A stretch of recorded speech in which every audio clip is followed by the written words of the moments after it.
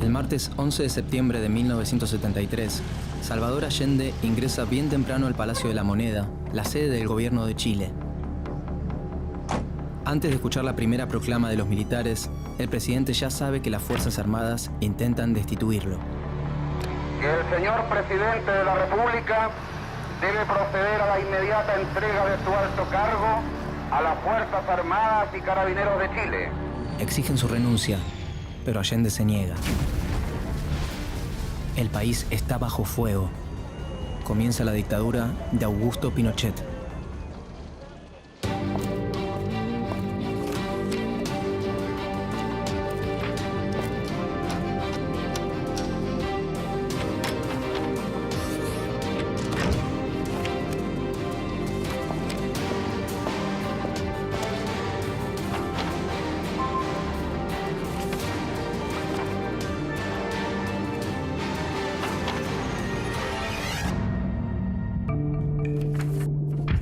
Tres años antes del golpe militar, el 4 de septiembre de 1970, Salvador Allende había ganado las elecciones como candidato de la Unidad Popular, una coalición formada por partidos de izquierda socialistas y comunistas. Salvador Allende, alias Don Chicho, nació en Santiago el 26 de junio de 1908. Quería impulsar una revolución socialista a través de la vía democrática. Yo solo tomé en mis manos la antorcha que encendieran los que antes que nosotros lucharon junto al pueblo y por el pueblo. Desde el gobierno, promulgó la Ley de Nacionalización del Cobre, el principal producto de exportación de Chile. Inició un proceso de reforma agraria para repartir los latifundios entre los campesinos sin tierra. Tomó el control estatal de numerosas industrias, muchas de ellas extranjeras, y nacionalizó el sistema financiero. Allende tenía el apoyo de las bases populares, pero al mismo tiempo enfrentaba la oposición de las clases dominantes, que se sentían amenazadas ante la promesa de una transición al socialismo. Más al norte, el gobierno de los Estados Unidos se mantenía alerta. Estados Unidos no estaba dispuesto a tolerar otra experiencia como la Revolución Cubana en el continente, y desde fines de los 60, el Departamento de Estado estadounidense difundió entre las Fuerzas Armadas latinoamericanas la doctrina de seguridad nacional. El objetivo principal era preparar a los militares para que mantuvieran el orden interno de sus países y eliminaran a quienes se manifestaban a favor del comunismo. La CIA financiaba las huelgas de los mineros del cobre y de los camioneros que se oponían al gobierno. Cuando asumió Allende, en Estados Unidos, el presidente era Richard Nixon, líder del Partido Republicano. Consideró el ascenso de la Unidad Popular como un desafío al poder y al liderazgo norteamericano en la región. El martes 11 de septiembre de 1973, Allende se despidió de sus colaboradores, mandó a desalojar la Moneda y permaneció solo en el interior del edificio. Yo no voy a renunciar. Colocado en un tránsito histórico, pagaré con mi vida la lealtad del pueblo. Después de 3 años, Estados Unidos, junto con la oposición chilena y las fuerzas militares, lograron derrocar al gobierno de Salvador Allende. «Llamen a Augusto, que es de los nuestros», dijo el presidente ese mismo día. Augusto Pinochet Ugarte, alias Pinocho, nació en Valparaíso el 25 de noviembre de 1915. Antes del golpe, era el comandante en jefe del ejército del gobierno constitucional de Allende y uno de sus hombres de confianza. Pero quien coordinaba el movimiento de las tropas golpistas era el mismo Pinochet. El presidente se suicidó. Lo encontraron con su casco puesto y la ametralladora en mano. El decreto Ley número 1 de la dictadura anunciaba que la interrupción del gobierno de la Unidad Popular tenía como propósito restaurar la chilenidad, la justicia y la institucionalidad quebrada. Las Fuerzas Armadas golpistas decían que el objetivo era salvar la democracia del totalitarismo marxista. Como primera medida, nombraron una junta de gobierno integrada por los comandantes en jefe del ejército, de la marina y de la aviación y por el director general de Carabineros. Las Fuerzas Armadas chilenas clausuraron el Parlamento por decreto, declararon el estado de sitio y el toque de queda, prohibieron las manifestaciones sociales, las actividades sindicales e intervinieron en la universidad al mismo tiempo que obligaron a exiliarse a miles de chilenos. Toda la información estaba controlada. En esos tiempos se prohibió la tira cómica argentina Mafalda por considerarse tendenciosa y destructiva. El régimen intentaba imponer en la población civil características de la cultura militar, la educación autoritaria, el acatamiento de las órdenes y la sumisión. El instrumento central para mantener el control social y político fue la Dirección Nacional de Inteligencia, la DINA. Se creó en noviembre de 1976. Era una policía secreta con facultades casi ilimitadas. Su acción se orientó a detectar, detener sin juicio y en algunos casos eliminar a quienes consideraba los enemigos del gobierno, tanto dentro como fuera de Chile. La DINA quebró todas las resistencias civiles. Al sur de Chile, los dueños de los latifundios, ayudados por la policía, persiguieron y asesinaron a los campesinos y dirigentes sindicales que habían apoyado la reforma agraria.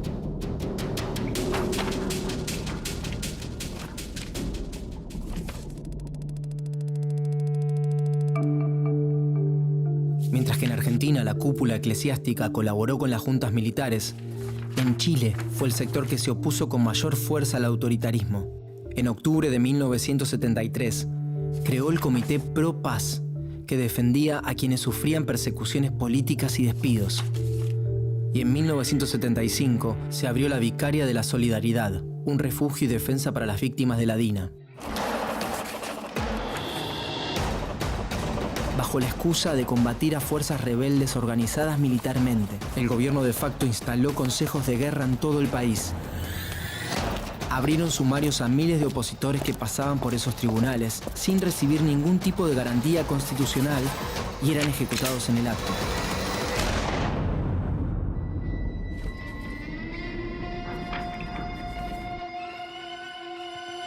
Este proyecto se incluía en un plan mayor que abarcaba a todo el Cono Sur. El Plan Cóndor, digitado desde los Estados Unidos, se puso en marcha en 1975 en Santiago. Se trataba de una red de coordinación represiva entre las dictaduras de Chile, Paraguay, Argentina, Brasil y Uruguay, para perseguir y asesinar a los supuestos enemigos internos de la región. A través del terror y el autoritarismo, se impuso un modelo político y económico neoliberal. El régimen creó un nuevo código laboral, privatizó los aportes previsionales, la salud, la educación y recortó la intervención del Estado en el área de seguridad social.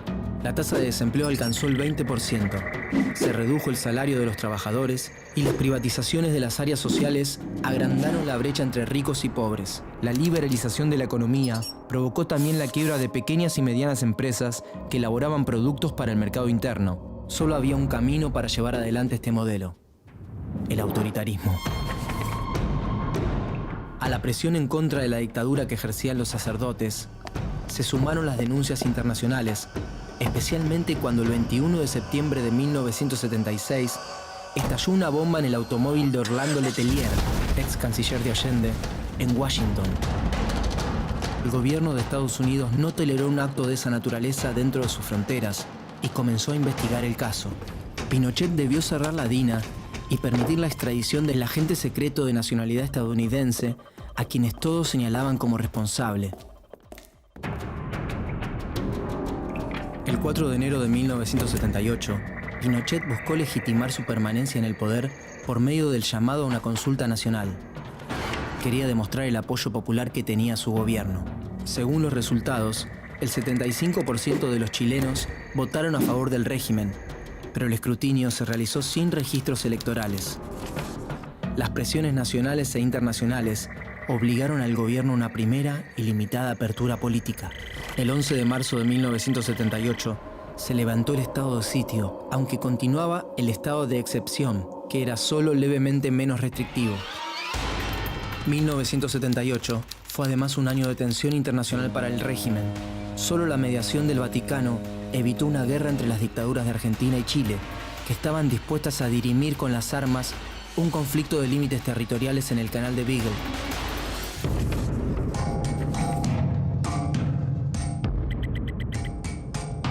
Fronteras adentro, las voces disidentes empezaban a oírse por todo el país.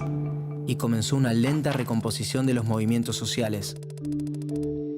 Pinochet diseñó un proyecto de democracia protegida o tutelada por las Fuerzas Armadas para un eventual retorno constitucional. El 10 de agosto de 1980, el presidente anunció la convocatoria a un plebiscito para someter la nueva constitución a la aprobación ciudadana. La oposición política se preparó para el debate, pero el 11 de septiembre, el resultado fue favorable al gobierno por un 67% de los votos. En el inicio de la década de los 80, la dictadura ya había asesinado a 15.000 personas, había 2.200 detenidos, desaparecidos, 164.000 chilenos y chilenas exiliados y más de 150.000 presos en más de 1.000 campos de detención. Casi el 80% de los presos eran obreros y campesinos. Aprobada la Carta Magna de 1980, Pinochet gobernó sin parlamento y con poderes dictatoriales hasta 1989. Un año antes, se realizó un plebiscito para decidir si el dictador continuaba como presidente hasta 1997. La oposición se unió en la concertación de los partidos por el no. Sin la dictadura, la alegría va a llegar, porque pienso en el futuro, voy a decir que no. El 5 de octubre se llevó a cabo el plebiscito. Después de varias horas, el gobierno reconoció la derrota. El no había triunfado por un 54,71% de los votos contra un 43,01% para el sí. Se iniciaba la transición a la democracia. Antes de las elecciones presidenciales, los partidos de la oposición exigieron una serie de reformas a la Constitución de 1980, como la reducción del mandato presidencial de 8 a 4 años, el mantenimiento del habeas corpus durante los estados de excepción y el aumento del número de senadores elegidos por el voto popular, pero renunciaron a introducir cambios en la política económica neoliberal instaurada por el régimen. Tampoco se juzgarían o investigarían los crímenes cometidos por las Fuerzas Armadas. El 14 de diciembre de 1989, Patricio Aylwin se convirtió en el primer presidente de la democracia con el 55% de los votos. Pinochet entregó la banda presidencial, pero se mantuvo como comandante en jefe del ejército hasta el 10 de marzo de 1998. Al día siguiente, asumió como senador vitalicio.